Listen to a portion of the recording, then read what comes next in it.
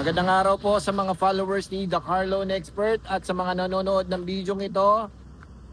Sa mga pabili po ng bagong Toyota vehicles, tamang-tama mga ka-idol dahil Christmas party po nila ngayon at walang masyadong tao ngayon dito. Itutur ko po kayo sa loob ng dealership nang sa ganun makapamili po kayo ng unit na para sa inyo. Okay, pero hindi ko po sasabihin sa inyo kung anong promo ang meron dahil patapos na po ang taon. No? Kaya kung meron po kayong gustong i-inquire, pwede po kayong mag-message sa aking Facebook page, The Car Loan Expert. Okay? Tara, pasukin na natin to mga idol.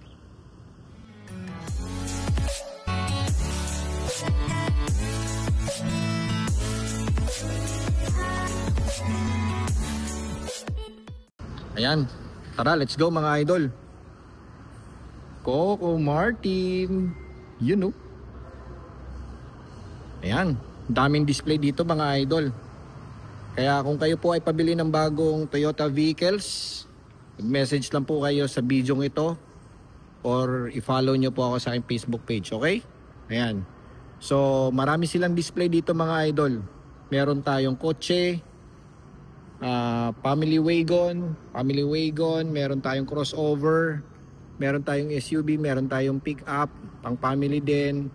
I think luxury sedan na po yon. Ayan, yung GR Sport nila na na Hilux. Okay? So umpisa na muna natin dito, no?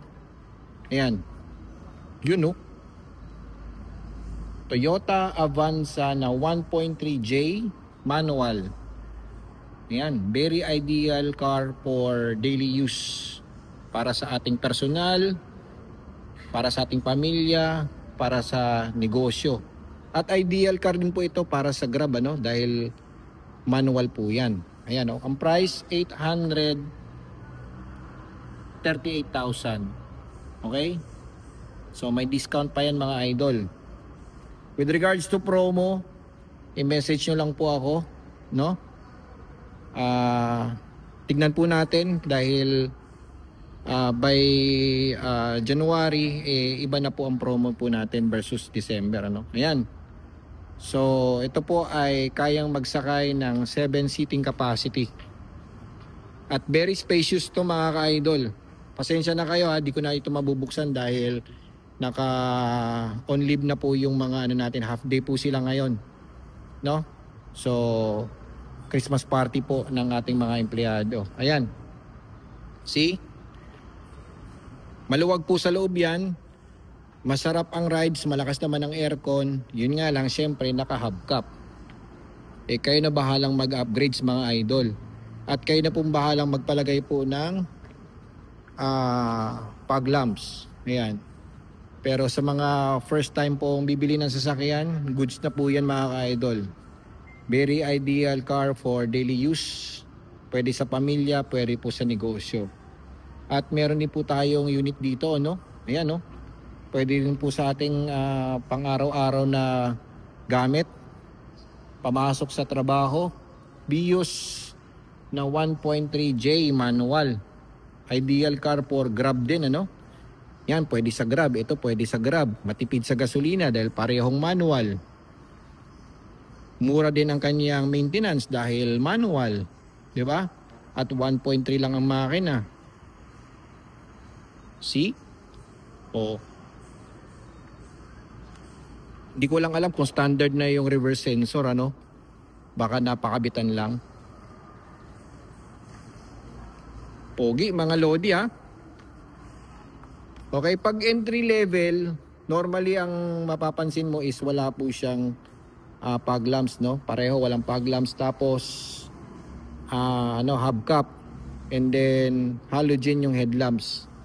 Yan po yung normaling makikita po natin. And then, matte black finish yung kanyang side mirror, tapos wala po tayong side turn signal lamp. Unlike dito sa mga medyo premium ng konti, gaya nito, Toyota Veloz na 1.5 BCVT. So top of the line na yata ito mga ka-idol, 1,256,000, Sa mga nagtatanong kung magkano nga pala ang presyo ng Vios natin, yan po, Vios J 732,000. Ayan, kita nyo na 732,000. 838. Ito naman 1,200,000 56. Ayan. Gwapo, ano? Harap, gilid, gwapo. Tapos medyo low profile yung ating mugs. Pero meron akong nasagap na bali-balita tungkol dito sa Velus, ano? Sabi nga daw nila, medyo matagtag nga daw. Ramdam mo daw yung tagtag. Tapos, humahakot daw ng dumi sa likod dahil kamukha daw ng Avanza yung likod. Ano pa ba? Manipis daw ang kaha. Sabi po yan ng ibang owner, no? Yan, no? Yan yun. Re-reflect lang eh. So, this car can accommodate 6 to 7 seating capacity. Same as Avanza yan mga Lodi. Tignan nyo, very identical yung likod tsaka nung Avanza. Di ba? Oh. Very identical. Yun nga sabi na daw nila na malakas daw to humakot ng dumi. Maybe dahil siguro maiksi yung palda sa bandang likuran. No? Yung kanyang rear bumper. Siguro dahil maiksi. Ito kasi yung bumper niyan eh. Oh. Ayan. Tapos yung size ng kanyang mag wheels, I don't know, baka 17 ito, no? Ayan, 17 nga mga Lodi.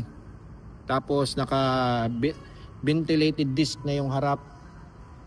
Tapos ano ba tong likuran? Solid disc brake. Ayan. So madali mo naman ma-identify kapag premium na ang unit mga ka-idol dahil marami po siyang chrome accents, tapos piano black finish, front grille, LED, may fog lamps. Matic na agad yan. Tapos naka two-tone na mag wheels, tapos meron tayong side turn signal lamp, 360 camera pa yata, tapos naka shark fin antenna. Ayan.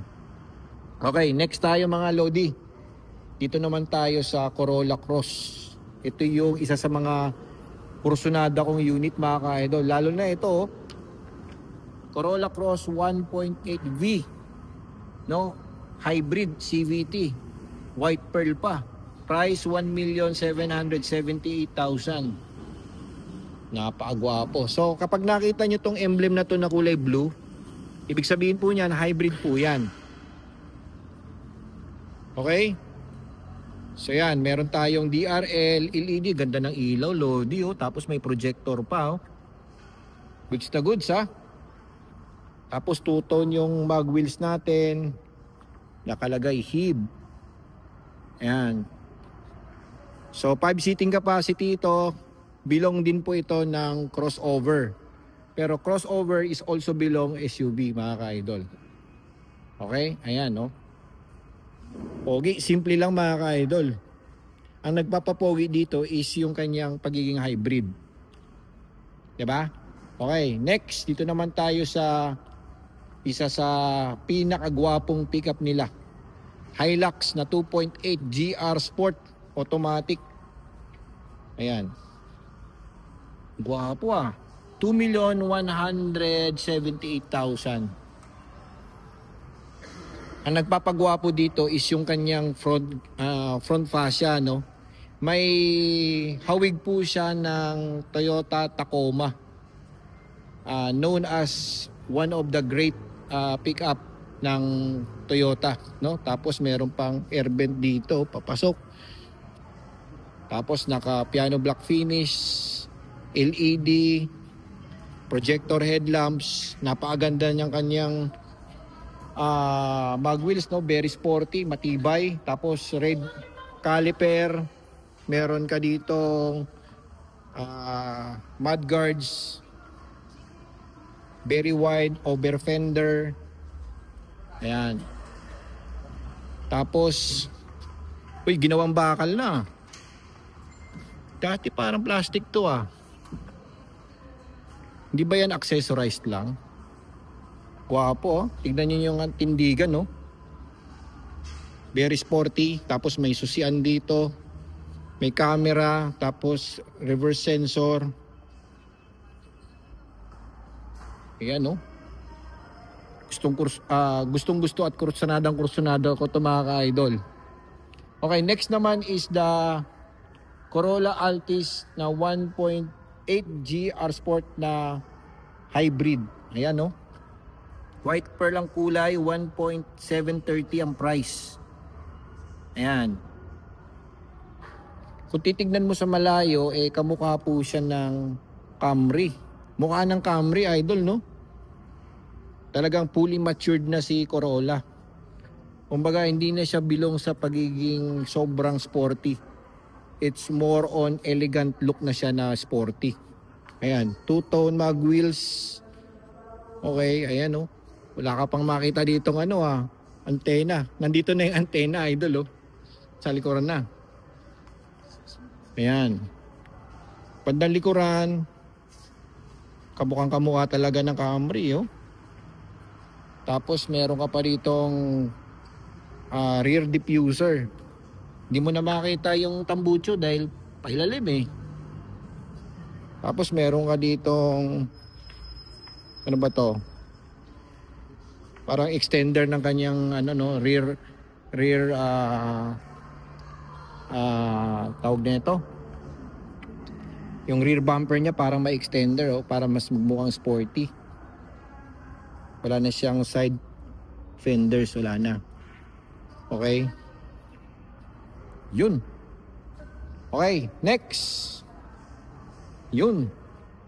The GRS na Rush, Toyota Rush. 1.5G GRS automatic, 1,202,000. Ayan, tingnan nyo. Yun. Akala ko nga ipi-phase out na ito mga ka-idol Yun naman talaga yung parang naging usap-usapan pero nandito pa rin Still mabenta. Masarap i-drive. Sobrang sarap i-drive mga idol. Tsaka very spacious yung loob. At pogi na syempre, di ba? Yan. Okay. This car accommodates 6 to 7 seating capacity, same as Avanza, same as Toyota Veloz. Tapos may ibang tayong variant din dito. Ano ba to? Corolla Cross din, 1.8G. ICE, no? Internal combustion, 1,312,000. Ayan. Sobrang napaka-basic. Ayan. Para siyang Toyota RAV4 ngayon. Yung dating RAV4 parang siya yung dating Toyota RAV4 noon, no? Ayan. Sobrang basic pero ngayon sobrang mahal na ng RAV4 mga lodi. Okay? Ayan. Next is the Yaris Cross 1.5G CVT, 1,204,000. Ayan, no? Isa sa mabenta po dito sa Toyota. Guwapo. Medyo may pagkakonting sad face, Ito, mukhang sad face. Pero pagdating sa kanyang ilaw, very aggressive, napakagwapo tignan.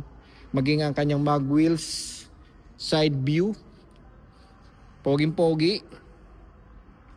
Ayan. This car accommodates 5 seating capacity, Ayan. Papugian versus the Corolla Cross versus the Yaris. Mas goods ako dito mga lodi. Okay, next. The Toyota Fortuner Q. No, diesel automatic.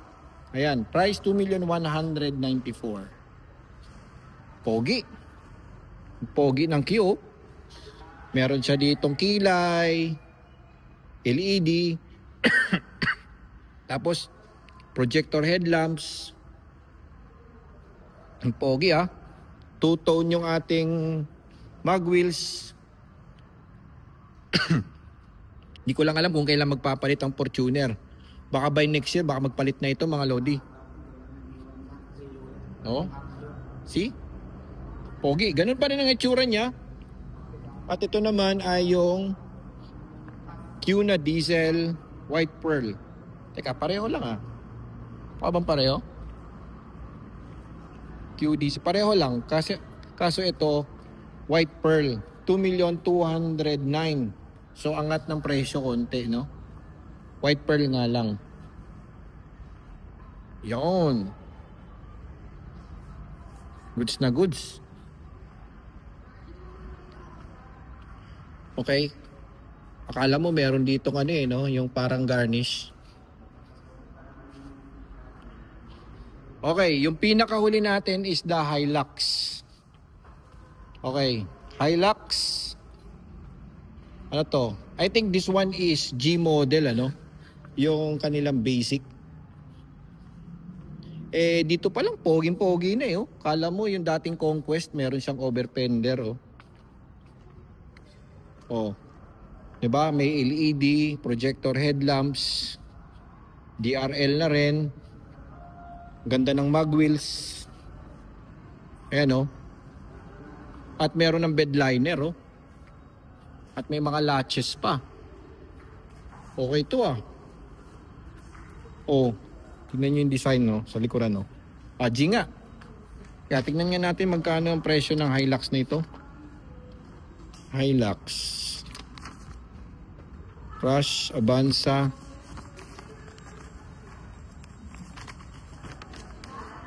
Hilux. Tingnan natin yung Hilux. Hilux G. Ayan mga Lodi, Hilux G. Kita nyo ba? Daming variants eh oh. Pag automatic, Hilux G automatic 1,466,000. Pag manual 1,390,000 ay 92. Yan. For 1,400,000 plus. Pwede. Pwede. Okay. So tara. Uwi na tayo. Box out na tayo mga Lodi. Oh, ayan mga Lodi. Wala ng tao. So, sa mga pabili po ng Toyota vehicles, no? I-message nyo lang po ako dito sa video ito. Or i-message nyo po ako sa aking Facebook page, The Carlone Expert. Pwede nyo na pong applyan yan sa aking Facebook page. Mag-apply na po kayo. Submit nyo rin yung requirements. Release po natin dito sa Pasig. Pwede rin sa Sio, pwede rin sa Taytay. Saan po kayo malapit mga ka-idol. Meron po tayong mga trusted agents dito at mga managers. Okay, thank you.